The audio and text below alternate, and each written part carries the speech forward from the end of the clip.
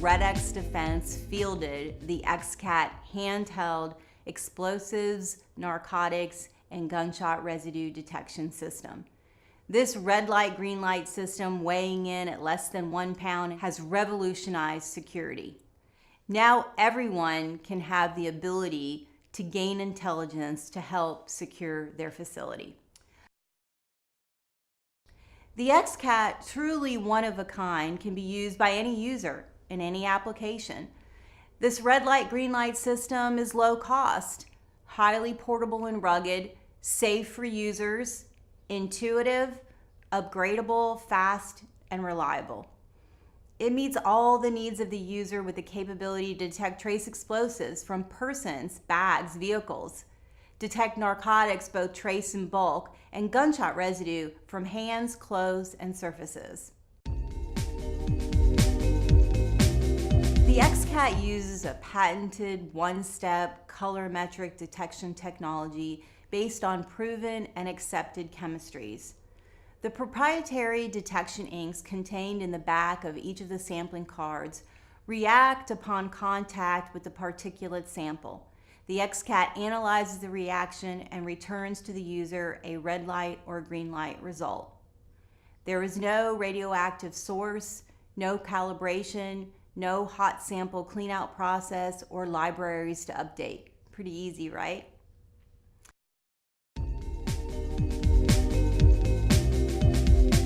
The operation of the XCAT is both easy and intuitive. The XCAT has one button, the power button, just a couple lights, and one moving part. Underneath the power light is a low battery LED light. The XCAT has an internal lithium-ion battery with a 10-hour continuous use battery life. The XCAT is charged utilizing the charging port here. There are actually 3 ports underneath the rubber flap. One for charging. The other is a USB port that is utilized by us during development. The other port is for a micro SD. When we want to send a software update to the field, we send you a micro SD card. You insert it into this slot, turn the power on, the new software is loaded, and you're good to go. That's no charge to the user. When the low battery LED light is illuminated, that means you have 20% of your battery life left, which is about 2 hours. Once you plug it in and charge it and it's fully charged, it will go green.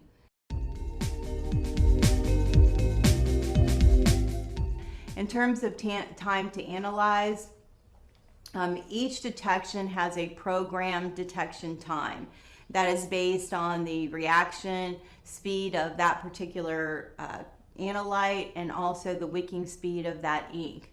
An analysis time is programmed for each card. So for the gunshot residue detection card, that programmed analysis time is 3 minutes. So the XCAT will look for a detection, and when it sees a detection, it will stop and call it a red light. If it doesn't see a detection, it will continue looking for up to that specified analysis time. And then if it still doesn't see it, it will call it a green light.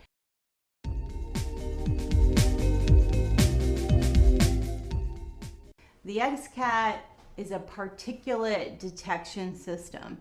The user acquires a particulate sample on the white sampling pad of the individual sampling card.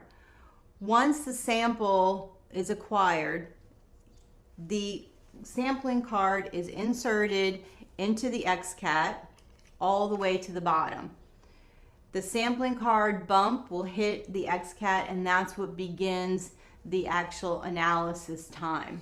Once the door is shut, the ampules in the back of the card are broken, and that proprietary ink will flow down the back of the card and wick up across that white sampling pad, whereby a reaction takes place. The XCAT actually looks at that reaction, analyzes it, and returns to the user either a red light for a positive detection or a green light for a negative detection. Slide the card into the card carrier slot. Once it's in there and the XCAT is on, you do a firm squeeze. That noise that you hear is breaking the ampules in the back of the card. The blinking light here means the XCAT is processing. I always tell in my training classes that blinking means it's thinking. And so whenever the XCAT lights are blinking, that means that you shouldn't perform any function to it. You need to wait until the XCAT is done. You see here, the detection happened very quickly. The red light means it was a positive detection. If it had been a negative detection, you would have had a green light appear here. Once the detection is completed, you can remove the card and the XCAT is ready for the next detection. The XCAT can successfully perform a presumptive test for gunshot residue in the field without destroying the sample, so that the sample can be later processed in the lab for a confirmatory test. This is a capability never before available to investigators. In the past, presumptive GSR tests destroyed the sample. So investigators had to choose between the presumptive and the confirmatory test. This was difficult because they desperately need the actionable intelligence in the field, but also the confirmatory test to obtain the conviction in court. Now with the XCAT, they get both. This is truly a disruptive capability.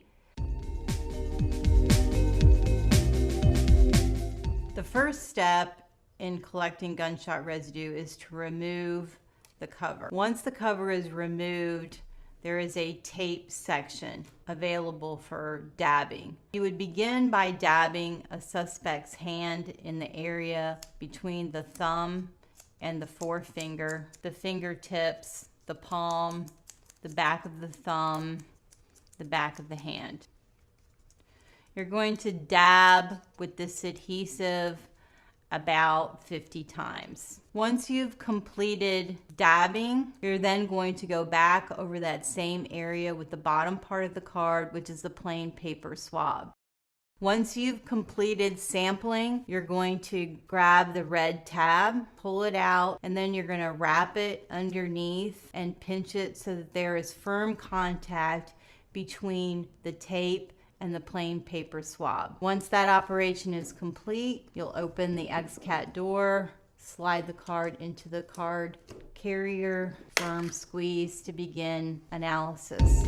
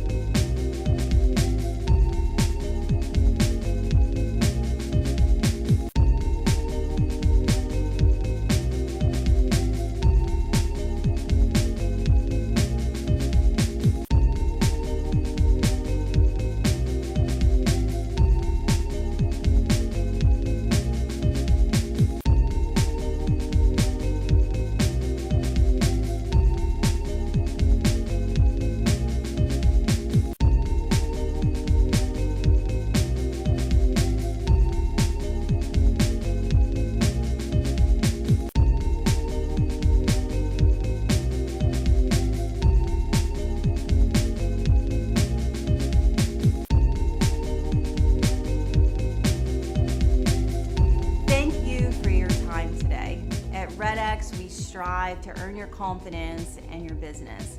If there's anything that we can do to help you with your security operations, please do not hesitate to contact us or one of our valued partners across the world.